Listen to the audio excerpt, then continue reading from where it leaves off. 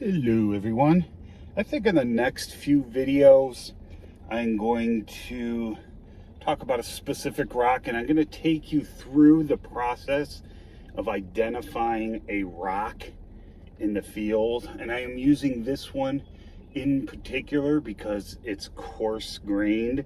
Most of you can probably tell that just by looking at it. Some of you may already know what it is, but it's easier to show you on video here than it is to, you know, try to put a microscope on one that's fine grained and show you.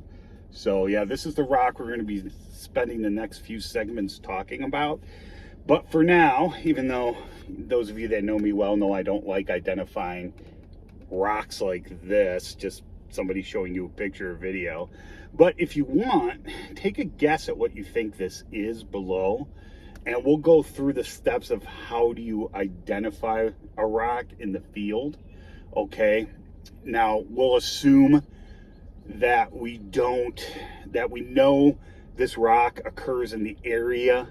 Okay, we'll say it is from an outcrop face, but that face is mostly covered. We broke this off, we'll just say that, and we'll say, well, we know we got to identify the rock in this cliff.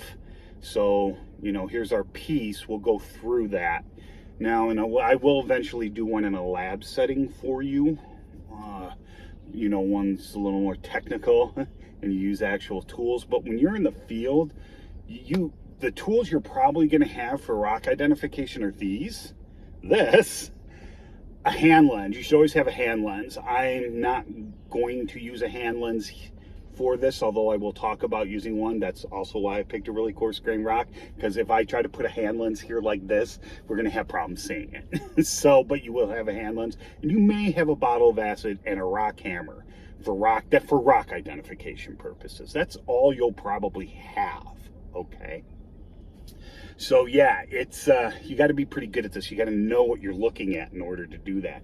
And do things get misclassified? Of course they do.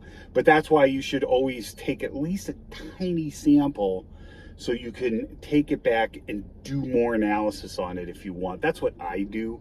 Not everyone does that. I mean, I'm pretty good at this. You could generally get in the field at least a general rock type.